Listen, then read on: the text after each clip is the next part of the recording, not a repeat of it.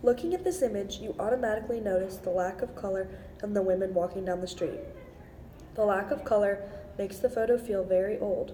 Also, looking at the hairstyles and dress, you can tell that this photo takes place around the 60s.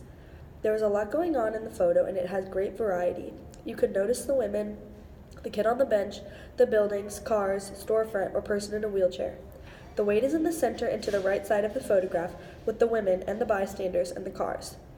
There is a lot of space in the photo, ranging from store window to street, and a lot of characters filling it.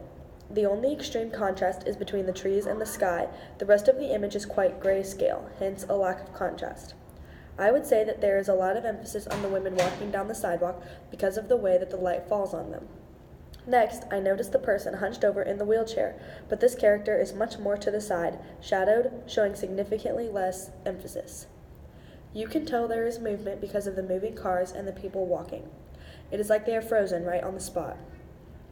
I also think that the photo does a good job of using the golden ratio because side B has more weight and action than side A does. Side A really only has the person in the wheelchair. The mood of this photo seems to me kind of sassy or almost pitiful. The beautiful women are gazing down at the person in a wheelchair. One woman looks like she feels bad for the woman, and the two behind her look at the person almost with an attitude. There is also a very nostalgic feeling here, but maybe that is just because it takes place in the 60s.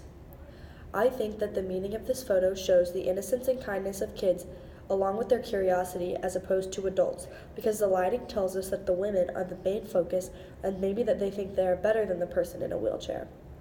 The person in a wheelchair is off to the side, alone, and in the shadows, showing potentially how they may feel on the inside, whereas the kid is looking curiously at the crippled person.